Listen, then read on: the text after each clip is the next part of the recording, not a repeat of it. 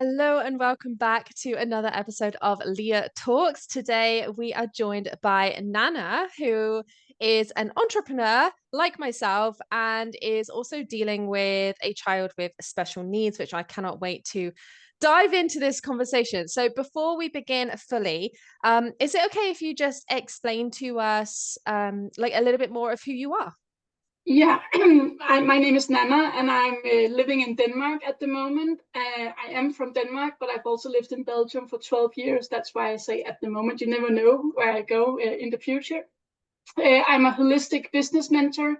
I help other entrepreneurs, especially women and mothers, build their own business in a way that makes it fun and as light and flowing as possible. So that's mainly what I do. Yes. Yeah.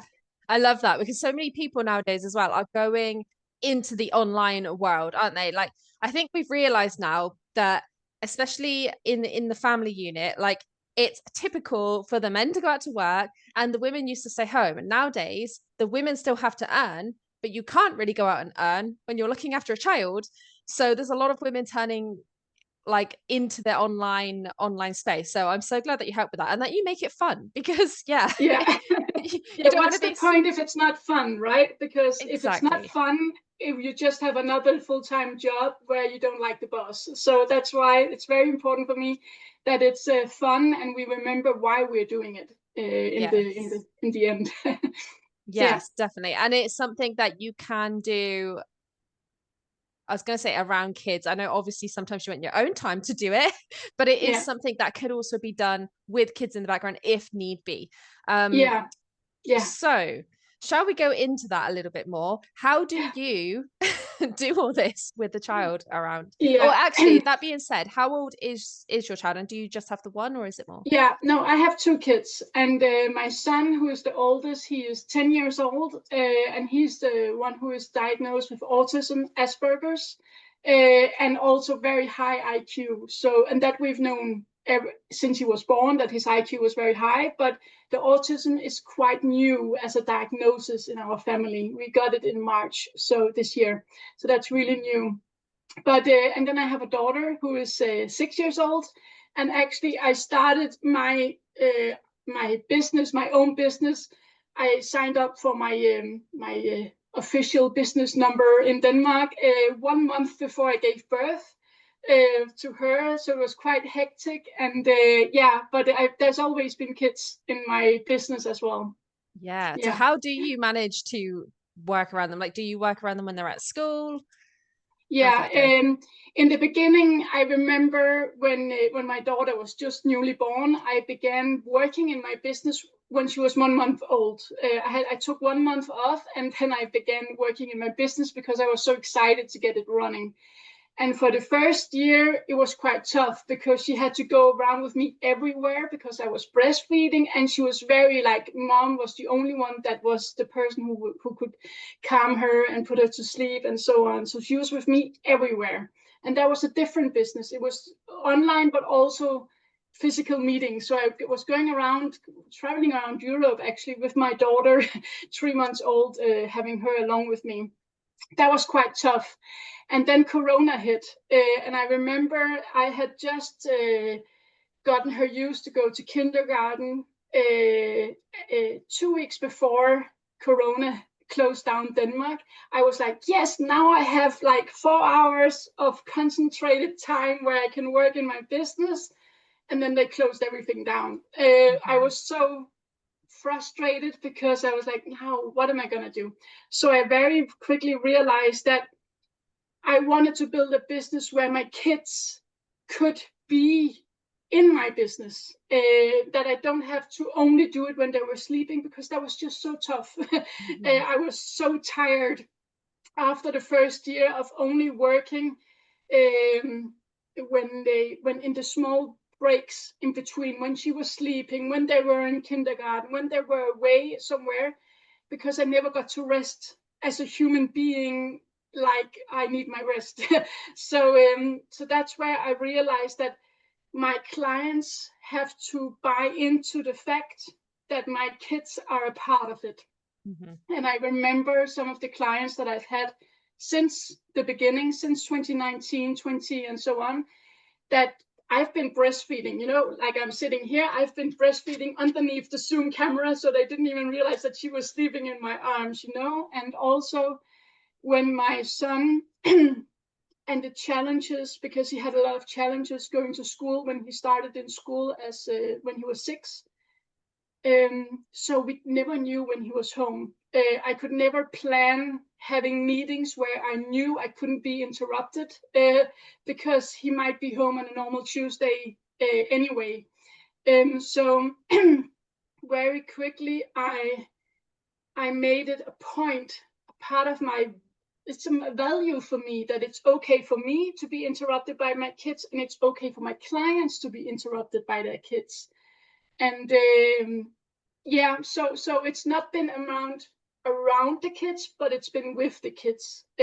My daughter, she has a desk right next to mine because she loves to sit and drawing and making creative things. She's sitting right next to me, not now, but she often does.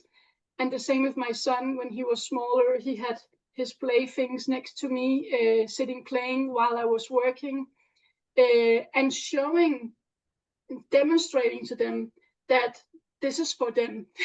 I'm doing it for them, and that they are part of it. They're not being hid away in a way.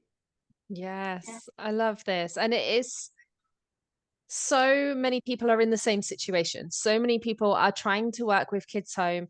And I think we get this thought of we have to be perfect, we have to show up professionally, Mm. when actually everybody is in the same boat and everybody has their kids running around. And like, you know, I teach yoga online and I'm there teaching yoga, and then suddenly you see like dogs and cats and children jumping around on the other people, and I'm like, oh my God, what's happening over there?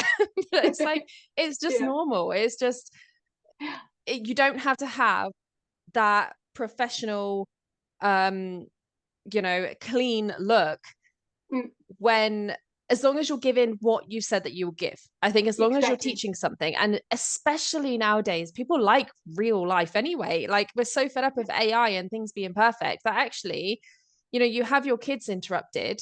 interrupting you and nobody cares. In fact, it makes you seem more real, and people are like, they feel more connected to your life, which I think Yeah. actually can help your business as well.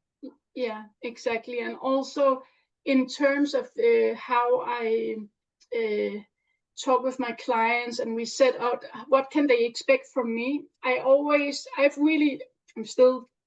still practicing, but I really have this set of rules that the deadlines can't be too short, because you never, and I don't really know if I have 5 good days or if I have 4 crappy days and 1 good day, you know. So I need to be able to do the works that the work that has a deadline over a long period of time, and then I might be done the first afternoon after I get the job. But I want to be able to live to happen, and that's really important for me, and that's something I've had to learn, because I also work with human design, and in human design, I'm a projector, and I'm also 3-5 profile, and that maybe doesn't mean anything to me, but to you. But just to say that sometimes it's very easy for me to promise. I want to be the good girl. I want to promise it because I know, okay, maybe it only is a task that takes 1 hour or 2 hours. That should be done by tomorrow. But that's not how my schedule looks, because at the moment, for instance, my son is learning to come back to school. That means that I'm with him all the time when he goes to school. And that means I'm maybe 3 hours in the morning in school. And then actually I don't have the same 24 hours in every day. I don't have those hours. I maybe have 2 to 4 effective hours per day, and that's when it's going good. Sometimes I don't have any energy left after a day when we've been to school, because maybe he's reacting to all the new things that's going on. And then I need to be there for him. And that's something that has been a really long learning curve for me, to really, where can I set my expectations for how I used to work and how I'm working now and how I want to work. Because maybe the task is only a few hours, but for me that can be over many different days before I get to 2 hours consecutive. What's it called? Consecutively. Yeah, 2 consecutive hours in a days. row. Yeah, yeah. That was easier Yeah. to say. And that's just and that they have to accept that. I have Yes. to accept it. Yeah, definitely. And like for any women that are listening to this as well, it's really hard to not put your job first, because we are taught that it is important and that, you know, your work is something that should have your most focus, when actually it is your mental health and your kids, like they come first. So it's trying to figure out ways to go around this. I was actually speaking to one of my friends the other day, and she's actually given up work and she loved her job, but right now her kids are her priority, and she has had to give up work to look after them, because it was either her go to work and then go into school and nursery, or she stays home with them. So it's like, well, you're getting your money from work to then use that money to put them in nursery. It didn't make sense. So I feel like so many women are going through this, and it is really important to notice what's best for your own family, and every single person is going to be different. We're having this same conversation as well at the moment. Is we're trying to get my daughter diagnosed with for ADHD, possibly autism, but slight autism. And you know, we have the before school meltdowns, the after school meltdowns, all of this, and it's like, I know I have to plan things accordingly, because you have to take on like what's going to be happening in your life. So that sounds really hard for you. So you said that before that he had a year off. So what did that look like for you? That was last fall. We after the summer holiday last year, he, for the first couple of months, he had like more than 74% what's called time where he didn't go to school, where he didn't show up in school. So out of all of the days, he had more than 74% where we didn't make it. And it's also like a few years ago, backstory, a few years ago, we could spend up to 2 hours every morning trying to get him to school. And that was really exhausting, and really for everybody, for the whole family. We were like, we were so exhausted, and so our nervous system was like, wow, what are you doing to yourself? And then we decided not to force him, but to work do it in another way. And then it worked for some time, and then it's just stopped working, because he just doesn't see the point of going to school. He really doesn't see the point, because most of the topics that they are learning, he already knows. He only has to get it one time, whereas in the Danish schools, and I also think in the UK, that it's a very much repetition. Like you learn a topic and then you repeat it over and over again, so that everybody knows what's going on. But he has it the first time. He doesn't need all the repetition. So he didn't understand, why do I have to go to school? And we couldn't explain it to him. We were like, yeah, you have to. And then last year, we were really getting to a point where it was so exhausting to not know whether he was home or whether he was in school. To not know, and to every morning wake up with the intention of sending him to school, but never knowing if it would work or not, if he would have a good day or he would have a bad day, and how that bad day would react. So I think it was late September last year, we decided no more. We are not going to send him to school. We're going to take a break. And then we tried for a few weeks where I went to school with him for just 1 hour every week, to see how it was in the classroom. I was sitting inside the classroom, attending class as if I was a pupil, and I was there for my kid. That was exhausting as well. And I could see how far away he was from being able to actually attend the classroom. In Denmark, in his class, there's around 20 pupils and one teacher. And all the time, if the teacher didn't notice, okay, now he needs help, he will not ask for help. He will just be sitting in the corner, getting either angry or really sad and closed up. He will not ask for help. So you have to notice it. You have to go ask him before he gets so far away that you can't get him back within. It will take a couple of hours to get him back at least. And I just realized we're not going to do this anymore. This is not good for anybody. It is not healthy for anybody. And we were also becoming more and more aware that he was actually getting sick from all of this stress of trying to go to school. He was not asking to being with any friends. He didn't want to be with us as a family. We had to drag him out of the room to go have dinner with us and so on. And we were like, this is not healthy. This is not what it's about. School is not more important than his health. So we pulled him out. And then in Denmark, there's a law where if you can't attend school, but because you're ill in some way, they have to provide another form of education, another form of way to teach them. So I pulled out the law and I told them, we can't send him to school. It's not healthy for him. So now you have to provide a minimum of 9 hours per week online. So they did that from October until June before the holidays. So yeah, so he had online education sitting here right next to me, have his education about 1.5 hours per day, and while I had my meetings and so on. Yeah. Yeah. So kind of like tough. homeschooling. Yeah. Yeah.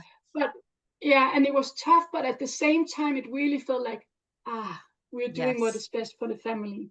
Yeah. Do you know what? This is like at the same time. Yeah. Yeah. Well, this conversation is just such amazing timing for me, because the last like couple weeks I have been seriously considering homeschooling, or home educating, not homeschooling, home educating, which apparently is different, for these reasons, because Alexis isn't as bad as this, but it's there, like she's not so advanced. Like, I know you said that your son is pretty advanced with this. My daughter's actually the opposite, and she is behind. But because she's behind, she will sit there and like your son, if she's not understanding it with her, she is blank. She will not ask for help. She's just sat there, and it's just wasting time because she's not getting what she needs. And then she'll come home, and then that's when the meltdowns and the breakdowns will happen. And yeah, I have been seriously considering home educating for the reasons of mental health, for the breakdowns after school, and for the trying to get better education for her. The school is amazing, don't get me wrong. The school is absolutely amazing at helping. But, you know, when they have other students, they're concentrating on them as well. Like, they have a duty to serve everybody. So yeah, I know it's quite a hard thing thinking about working with your child there as well. So your child has gone back to school now? Yeah, he's slowly starting. At the moment, he has 1.5 hours where he has to be there physically, and he has one teacher, and then there's him. So it's 1-to-1. And everything is totally tailored to his needs. And then he has a few check-ins because he's learning to go over to the school building, because he's had some resistance in that way. And then he has some online courses as well, where it's the same teachers, but that when he's sitting at home, and then he has online calls in Teams. That's amazing. So that's the way. So at the moment, that's what we're doing, and we are gradually tuning up how many hours he has to be over there. Like, for instance, on Monday, we're starting that he will also be there for 1.5 hours doing a topic science that he really loves. So it's tailored to his needs and his interests.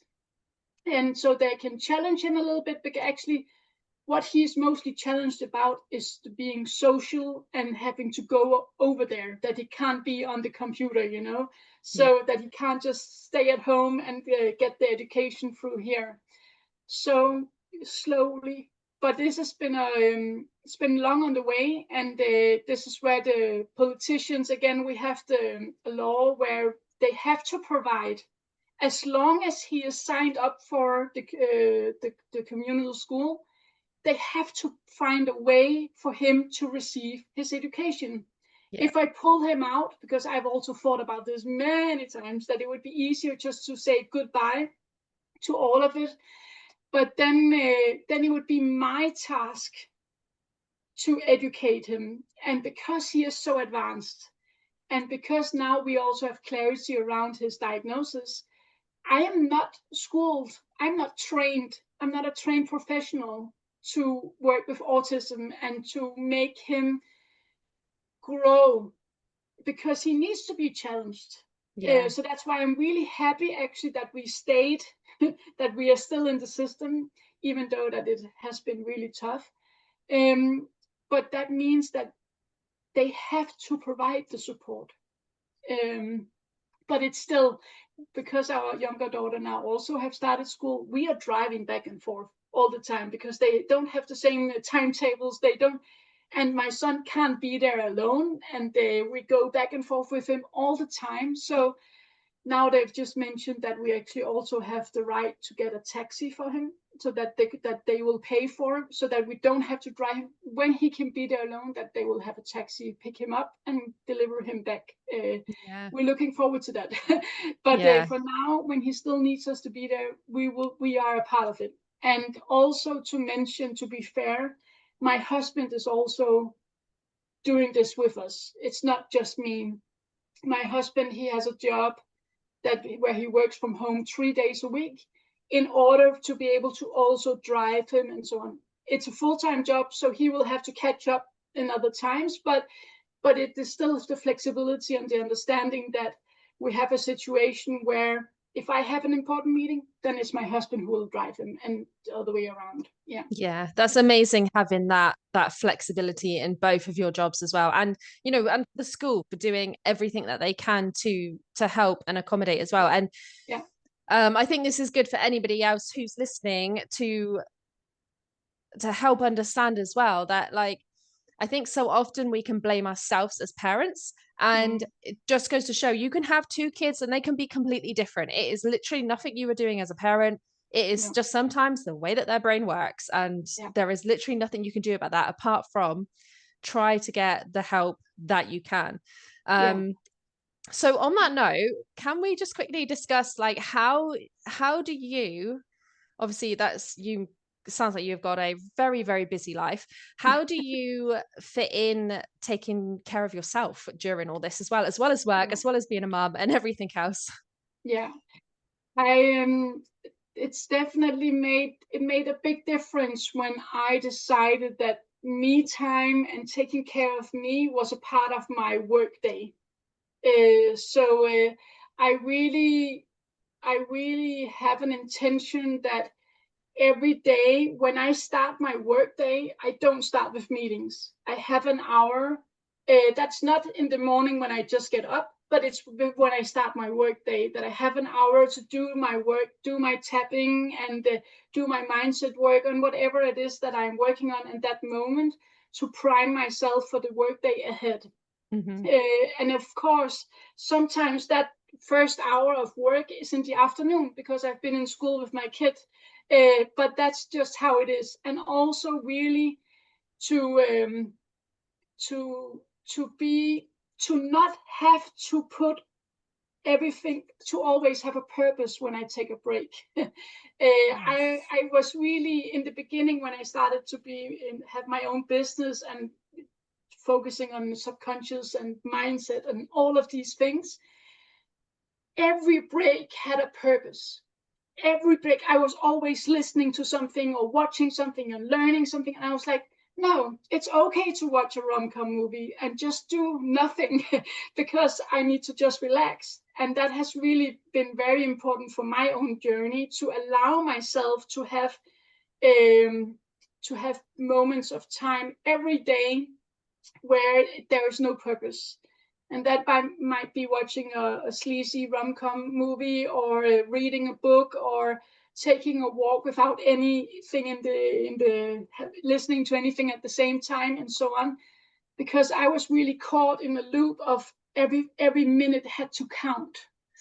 And that made me even more stressed, because that meant that my breaks weren't really breaks. They were just filled with other kinds of work where my mind had to think, or always take things in. And yeah, so that was really a big difference for me. But for me, my me time and my work on myself is a part of my work day. And it's very important. Yes. I love that. I was smiling like the entire way through that, because that's exactly what I do. Like, I will get my daughter to school, I will come back, and I will do my yoga before Yeah. I do anything. And since I've been doing that, I have noticed a huge shift in my business as well. Like, it's really Yeah. helped my business. And if you don't take the breaks in the day, then when your kids come home, then you can't take breaks, and then that's when the stress and stuff comes out, isn't it? So Yeah. yeah, it's very, very important to do that. I love that you spoke about that, because not everybody does that. Every break has to be productive, which is the complete Exactly. opposite to Yeah. what you're meant to be doing. Yeah, I remember my post on social media just when I started out as an entrepreneur. It was always around, I was so proud of using every pocket of time, I called them, like every pocket I had, if it was 5 minutes or 10 minutes or whatever, I always had something I had to do.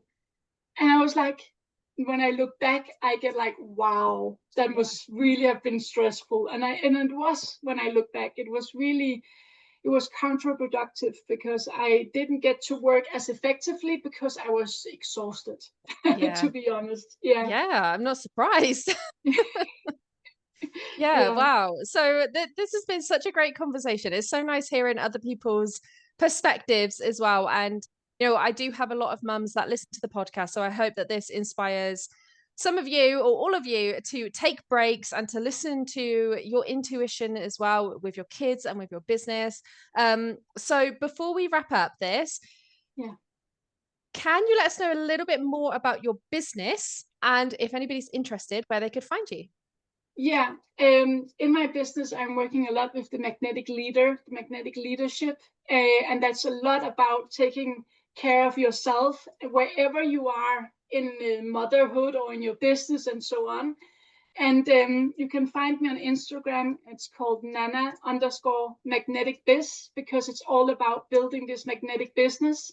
Because we do become magnetic when we take care of ourselves, and we do have an intention to do the most important first. And that's really taking care of ourselves. Yes, I love that. Amazing. I will leave all the links in the description. So anybody who's listening, if you have any questions about this podcast at all, please go and message Nanna, go and check out her business. And thank you so much for joining me today. Thank you.